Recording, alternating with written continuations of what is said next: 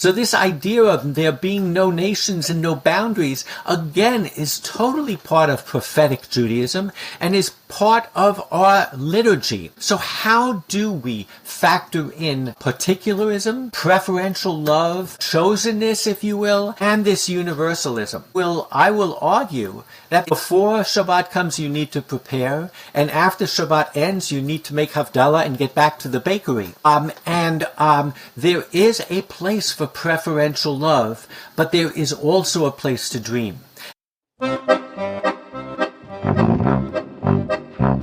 Welcome to Madlik. My name is Geoffrey Stern, and at Madlik we light a spark or shed some light on a Jewish text or tradition. Along with Rabbi Mintz, we host Madlik Disruptive Torah on your favorite podcast platform and now on YouTube. This week is Shabbat Hanukkah. This year, Christmas and Hanukkah coincided. Christmas is a universal imagined holiday, while Hanukkah celebrates the victory of the few against the many in the 2nd century BCE Seleucid Empire.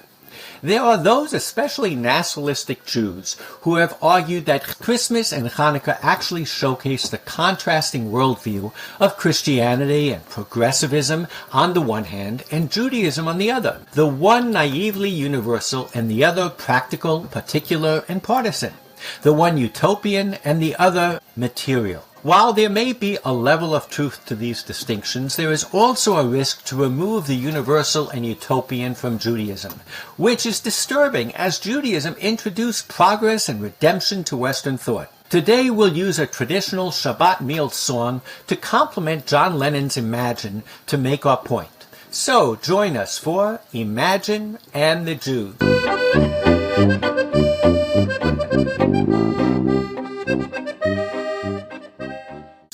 So, Rabbi, happy Hanukkah. Happy Hanukkah. We are not doing the parsha. We're going to talk about Shabbat Hanukkah. Now, because Hanukkah is 8 days, every year you have the confluence of Shabbat and Hanukkah. And back in 1995, I was on a ski vacation in Telluride, Colorado. And I was visiting my sister, and she invited me to a Chavurah Friday night service. And she said, with your background, why don't you give a little drush? Why don't you give a little sermon? And I talked then about what the imagined holiday is for the Jews. And what I says is, it doesn't happen once a year. It happens 52 times a year. It's actually called Shabbat.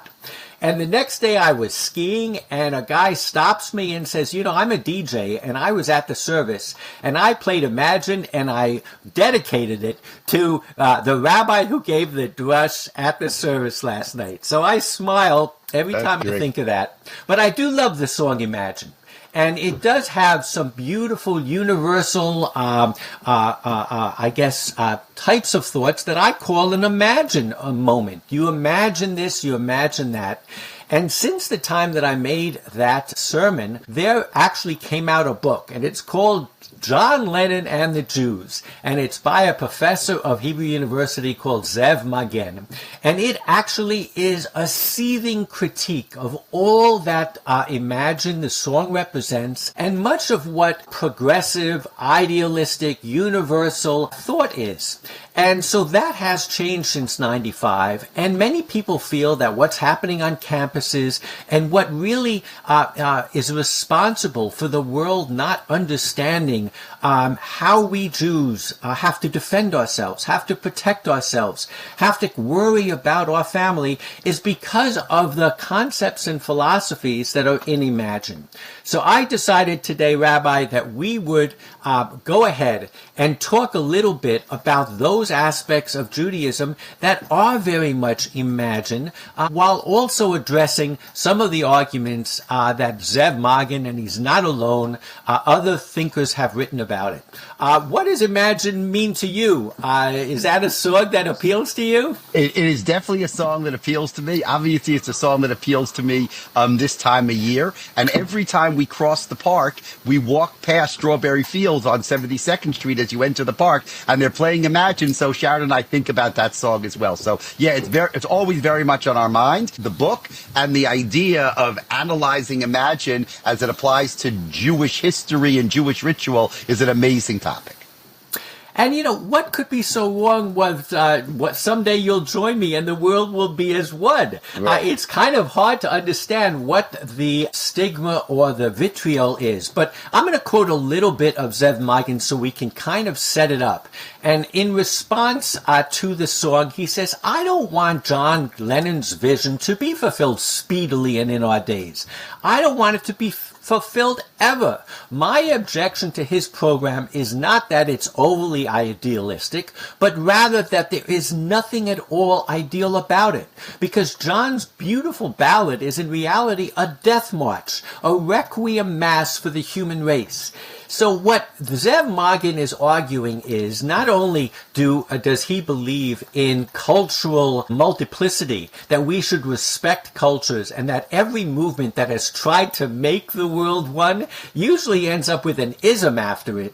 And it doesn't work out well for the Jews. It doesn't work out well for humanity. And what he ultimately says is he talks about preferential love. And Rabbi, if there's one thing we can say after studying Bereshit all these weeks since October, is that God clearly has preferential love and preaches preferential love.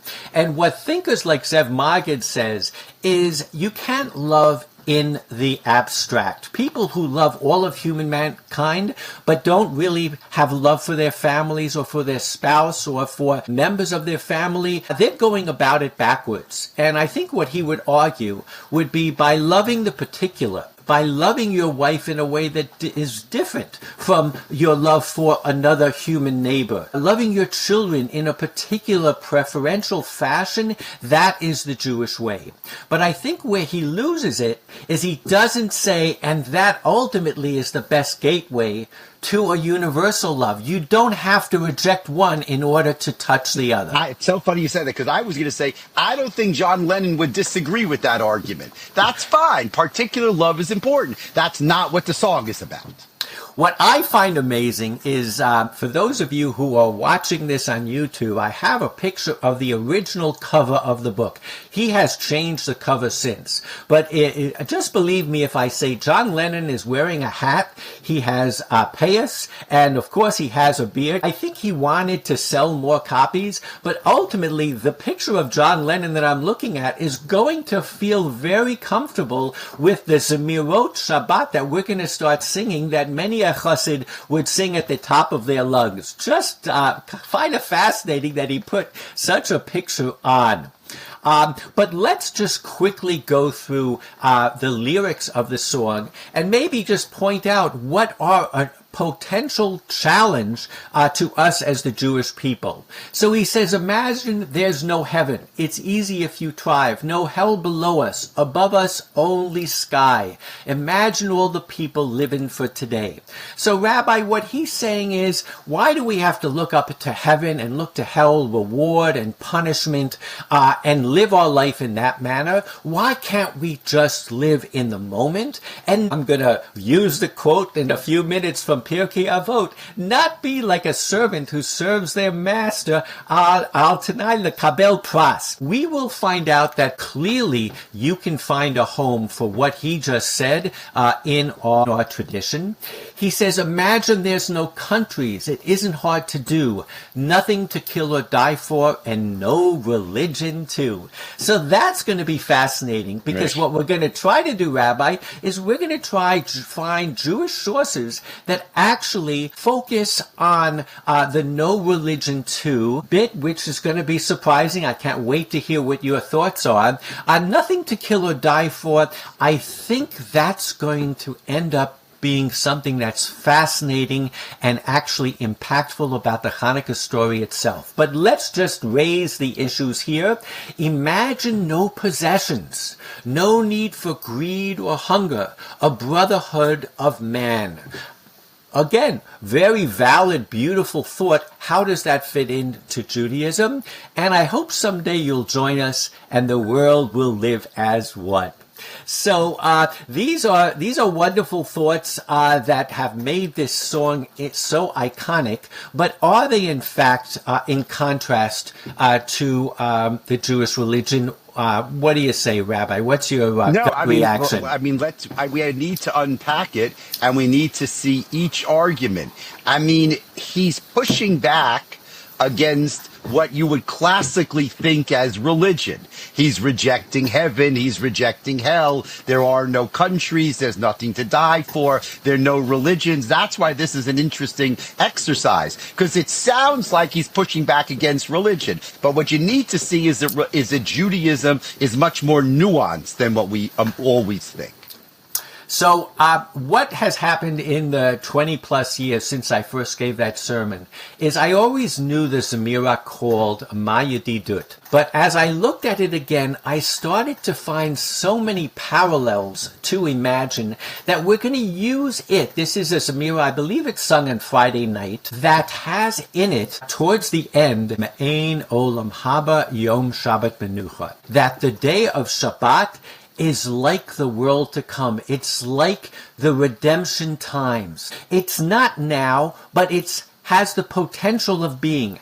And what the singer of this song, the writer of this song says is that every Shabbat is actually a taste. And as a result, we act, just like on Passover, we act out leaving Egypt. He acts out in this song some of the issues that are in Imagine. The first is kind of obvious, that you don't work on Shabbat. And we always think of not working on Shabbat as a lot of you can't do this and you can't do that. But what this Zemira does is he ties it very much into La Tanug B'Tanugim, the Oneg Shabbat, the absolute joy of the Shabbat. And Rabbi, there are those that say that the Shabbat is the greatest gift of the Jews to mankind. And I would guess that most of them are thinking in terms of almost human rights. Once your servant has a day to themselves, they have their own, they own themselves, so to speak. They are the masters of their own fate for at least one day. But making it a day of relaxation, Rabbi, making it a day of oneg, of joy, means that all of us, once you can enjoy something, that means you can stop and smell the roses. You have your life to you. I think that is the one sense, the aspirational sense of Shabbat, that comes out clear in terms of it was revolutionary. It's that moment, not once a year, but once a week, where you can just stop and enjoy. There's no question that that's right. I mean, just the way the song is set up, it's all set up leading up to Me'ein Olam Haba. So everything you said is right. And the reason it's so wonderful is because you have a taste of the world to come. Leaving aside Imagine for a minute, that's our goal, right? Our goal is the world to come. And can you imagine we can taste it once a week? That's a remarkable gift. He says, even before the holiday begins, there's this expectation. And of course, you have that on spades in Christmas, where kids are looking forward to the presents and people are cleaning their house. My God, Rabbi, we have that once a week. Miba'od yom muchanim. While it is still day, we prepare. Jews historically have saved up their shekels so that they had enough money for some meat and some chicken at their Shabbat meal. You should just look. Tarnegolim mifutamim, right? That's fatted chickens. That's fantastic, right? Even the type of food, like it's the best steak, the best brisket. So the author of this Demer really kind of draws out the drama kind of the Shabbat table, which is wonderful. And of course, it never gets away from the fact that 6 days you will work. But on the 7 days, you will rejoice, beli mitzarim, without boundary. There's where it's infinite joy. And then it says, and this is pretty amazing, it says, wealthy and poor alike shall honor it and shall thereby merit redemption. Hu ashir v'rash. So, Lennon talks about there's no belongings, there's no differentiation. One of the things that actually made me become a religious Jew rabbi at age 14 was I went to Williamsburg and I saw people that from every socioeconomic evaluation were not on the top of the grid. But on Shabbat, they walked around like they were kings. You have a scene in Fiddler on the Roof where Tevye, his wife, is telling him, we need to do this and we need to fix this leak in this pipe. And he goes into a changing room and he opens it up after he's changed for Shabbat and he comes out a different man. The Shabbat had that ability to make everybody taste a world where money didn't matter, where social status didn't matter. It's really something that I think if we don't feel we all need to, that by not having the ability to make plans, to work on business, we all become equal and monetary material things don't matter anymore. Right. I mean, it's the great equalizer, which is fantastic, right? That's also Me'ed Olam Haba, by the way, right? There aren't going to be rich and poor in Olam Haba. Everybody's going to be the same.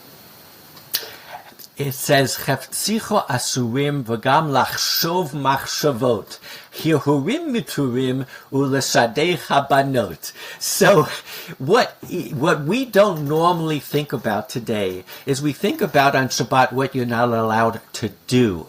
But he talks about what you're not allowed to think about. You're not allowed to be making plans. You live in the moment. The only plans that you can make relate to marrying off a child. I mean, it's very Fiddler on the Roofy. But again, it is creating a day that truly is that imagine if money didn't matter. Imagine if you didn't have to plant a field or open up the shop or go out and peddle. It's just beautiful. Yeah, I mean, L'Shadei Chabanot is not only you're allowed to think about L'Shadei Chabanot, but Shabbos is the time to make those matches, right? Sharon and I met on Shabbos in a shul in Long Island 39 years ago. So, that's what Shabbos is for, which is also wonderful. So I want to give some of the rabbinic texts that lie behind this song, who, by the way, I don't really think they really know who wrote, but it's certainly this mirah, this nigun became a part of the liturgy. Heschel, in his amazing book, The Sabbath, talks about a midrash where God comes down from heaven and says to the Jewish people, if you keep my commandments, you will have the world to come. And they said, show us in this world an example of the world to come. And this is where, in this midrash, God says the Sabbath is an example of the world to come. So this concept of the Sabbath as an as-if, as imagined type of day is fairly well known within the midrash. The other thing that it talks about is on the seventh day he ceased and was refreshed. I've always loved that expression, that word, Shabbat v'yinafash. The word for soul is nefesh, and v'yinafash is to be refreshed, to be rejuvenated, to have your soul reinvigorated. So he rested from work and refreshed from thought is what the Midrash Agada says. So deep into our tradition is this concept of the Shabbat that so many of us think of in terms of things that you can't do was actually this kind of island in the week, an island in the calendar that let you refresh your thoughts as well, your aspirations as well. It's interesting that today in society, they're big on unplugging, right? That you should have a day where you don't use your devices. And that's really learned from Shabbos. That's this medrash. Shabbat v'yinafash. Shabbat b'melacha v'yinafash mimachshava. You should unplug, and therefore you should have the freedom to just enjoy without your devices. And that's what Lennon says, living for today. Right. You just live for the moment. So getting back to what is in the Lennon song about there's no heaven above us and no hell below us, this whole concept of living for the world to come in terms of the brownie points or the punishment that awaits the sinner. It is in Pirkei Avot, and I quoted it before, it says, Antigonus, a man of Soho, said, "Be not like servants who serve the master in the expectation of receiving a reward, but be like servants who serve the master without the expectation of receiving a reward, and let the fear of heaven be upon you." The concept of not doing things for reward and punishment, it's called doing something lishma, for its own sake, is such a powerful thought within our tradition. For sure that's right. I mean, this idea of reward, we believe in reward and punishment. The second chapter of Shema says that if you listen to the commandments, then all these good things will happen. And if you don't listen to the commandments, then all these bad things will happen. So we don't reject reward and punishment. What we reject is that the only reason we do things is for the reward. It's a very fine line how we deal with reward and punishment. But right in line with that, there's this other concept of schar mitzvah, mitzvah, the schar avera, avera, that the reward for fulfilling a mitzvah is the mitzvah itself. Shabbat is the perfect example. We're talking about all the amazing things that Shabbat can do for you. You don't have to say, and what do I get out of it? It is the thing itself. It is this living for today and looking up at heaven and saying, that's just the sky above me. Right. It is wonderful. Now, this thing about thoughts, and again, I would suggest that many of us, when we think of Shabbat, we think less about thoughts and we think more about what you can do and what you can't do. But in Isaiah, and this is very famous, I think again on the high holidays, we read this somewhere. But Isaiah says, if the Haftorah for Yom Kippur morning. Perfect. If you refrain from trampling the Shabbat, from pursuing your affairs on my holy day, if you call the Shabbat delight, God's holy day honored, if you honor it and go not your ways, nor look to your affairs, nor strike bargains. So you don't asot chafetzecha, chafetz, chifatzim are things, material things, and he combines that with oneg. The joy that we have on Shabbat, because we can't create, because we can't plan, is unmitigated, perfect joy in just joy of itself.